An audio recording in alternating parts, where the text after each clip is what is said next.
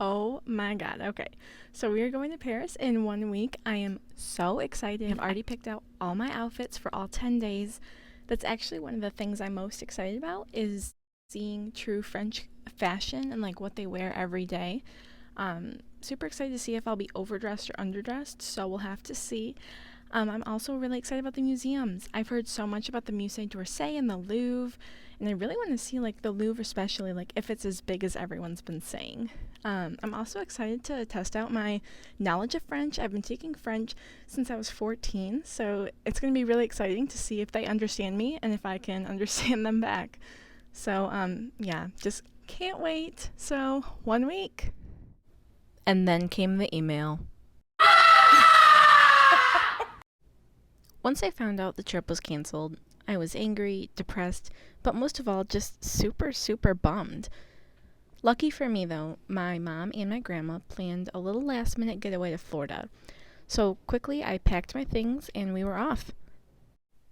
We hung out by the pool, did some shopping, and then I got really, really sunburned, but it was totally worth it. When I got home from Florida, I started to incorporate French culture in my life in a few different ways. The first thing I did was start to correct people on TikTok when I saw some French TikToks going viral. Do you say seal in French? Fuck. Fuck. This is a cute baby fuck with his ugly motherfucker. Haha, so funny, except it's actually un bébé fuck mignon avec sa mère mouche, but good try. Then I remembered that the other thing I was most excited about was going to see the Eiffel Tower in person. So I decided to bring it here, but it didn't go so well. I also started thinking about all the different paintings we would have seen at the Louvre and the other museums, so I decided to make my own artwork. It definitely isn't impressionist like Monet's, but I think it turned out better than the Eiffel Tower. I really hope I get the chance to go to Paris for more than one day in the future, but if I only had one day, here are some of my top picks for what I would be most excited about. I think I would first start in the catacombs, which is kind of funny because I didn't know I wanted to go see the catacombs until the presentation we had in class. I mean, it's kind of creepy and but super cool. I mean, 200 miles of tunnels and 6 million bones. It's been shown in countless movies, and I think it would just be something surreal, and it's like nothing we have here in the United States. So I think the catacombs would definitely be on my list to hit up for the day. Another must do for a day in Paris would be to go see the Louvre.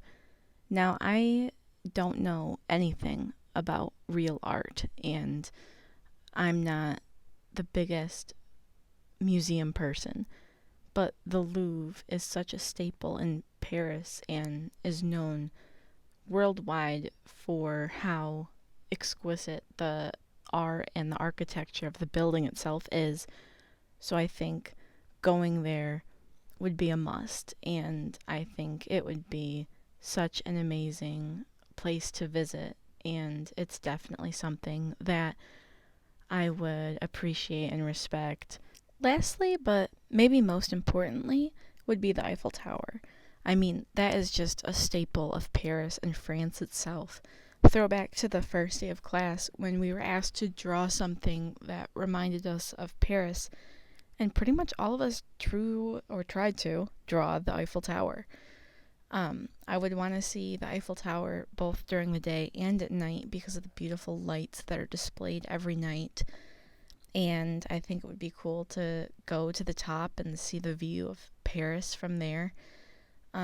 I've loved the Eiffel Tower for as long as I can remember. I mean, when I was little, I did a Lego Eiffel Tower, and when I was in high school, I did a biography presentation on Gustave Eiffel himself. So seeing the Eiffel Tower would just be a dream come true.